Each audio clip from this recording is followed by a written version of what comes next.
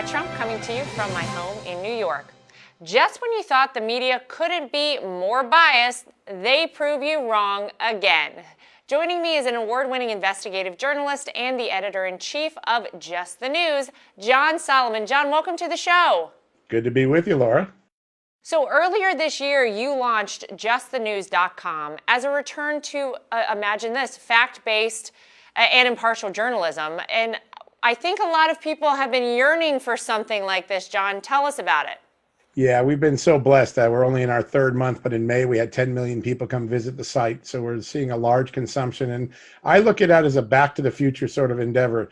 I'm going back to an era of journalism where you kept a neutral voice, you just reported facts, you left the opinion to someone else, and you tried to write stories and let people make up their own mind. And then what we did to kind of increase that transparency is we'd ask our readers, don't trust our reporting. We created a little tool called Diggin', and everything a reporter has that substantiates their story, whether it's an audio tape, a video, a document, the links that we use for research, we make that available to our readers so that they can trust the data, look at it themselves, make up their own mind. No indoctrination on our part. We just give you information. Imagine that. Isn't that what journalism, John, is supposed to be? It's so refreshing and so nice that you're doing that. And you've actually broken many stories to uncover the truth about the Russia and Ukraine investigations against President Trump. Will there be accountability, John, for those who engineered these hoaxes? That's a great question. There's certainly been way more transparency in the last couple of months, thanks to people like Attorney General Barr and Rick Grenell. They gave us a lot of the documents that reporters like myself have been craving for a long time to get to the truth. It is now overwhelmingly clear that there was a conspiracy by numerous bureaucrats and numerous bureaucracies to evade the normal laws, to evade the normal requirements, and to try to sustain an investigation against President Trump that wasn't warranted by the facts. And we're talking about really significant misconduct. And so John Durham is a very respected prosecutor, and I think we can take Attorney General Barr at his word that this investigation is proceeding along and that it is identified significant wrongdoing. And so if there are indictments, we'll finally get that moment of reckoning that we've been waiting for. It's been over 3 years that I've been reporting on the story. Yeah, well, it's been a long time that we've all been in it as well. And for those of us on this end of it, I mean, we were so happy to have the Mueller report ended and finally feel somewhat exonerated that we didn't do anything wrong. But it's very dangerous, John. I think people don't realize in this country why it's so important to have unbiased journalists out there, to have an outlet like what you've produced for people. It really can become dangerous, and I think we're seeing the result of a lot of this right now. We went from pandemic to Antifa riots. I mean, the media playing a very large role in inciting, whether you want to talk about getting people nervous about the pandemic or constantly rolling on everything going on across this country and, maybe giving their biased opinion of things. But now we've had an economic comeback that the media seems to be totally ignoring already. How do you see the media covering the rest of this presidential campaign? Because we know everybody is going to be obsessed with this. Listen, the truth of the matter is the only way President Trump will get his message out is to go around the media, which he's done so effectively since the very beginnings of his first days of campaigning in 2015.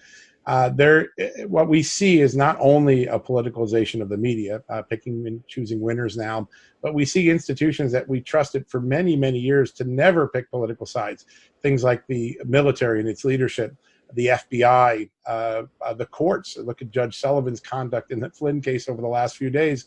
We're seeing all sorts of institutions straying from their neutral roots and the requirements for them to remain impartial and get involved in this politicalization. I think it's bad for America, but I've always believed that the pendulum in America, when it starts to stray too far, the gravity of democracy always brings us back.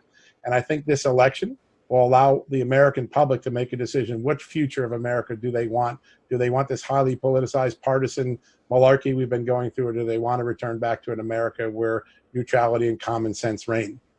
So, John, it seems like you haven't done quite enough. You've started a website. You've got millions of people on there. You also have a book coming out. Tell us about that. Yeah, I'm real excited. July 14th, Fallout comes out. And what we do is we tried to go back and understand, how did we end up with the Russian scandal, the Ukraine scandal? What were the origins of it? And we trace it all the way back to the beginning of the Obama Clinton Biden era, where they tried to reboot relationships with Russia. They gave away lots of things in an appeasement strategy. It backfired on them. And it turns out, our reporting will show, that the effort to hire Christopher Steele and to start the operation against President Trump, these false Russia collusion narrative, was really just an effort to neutralize the Russia issue. So in the election, their faults, their failures in the Russia policy wouldn't become a major issue. And then it cascaded out of control when Christopher Steele goes to the FBI. So we trace all the way through a 10-year sort of cascading set of dominoes and how the president ended up in 2 or 3 fake scandals that took 3 years for the American public to live through and unravel. And of course, your family having to live through all that. That's right. Well, I certainly need to read that then, for sure. I'll be out there buying a copy. That's awesome. Thank you. John, anything, any tips that you can give people out there during, some are still shut down in the coronavirus. I live in New York, so, you know, we're still struggling here. Any words of advice for anybody out there? Well, listen, there's still lots of great places to get news and information. And every day, whether it's at Just the News or Fox News, or many places where people are still telling the truth and trying to get it out. And, Twitter, there's great lawmakers to follow. I've been blessed to be able to work with people like Jim Jordan, Mark Meadows, who were able to get the truth out despite a media determined to keep their foot on the truth.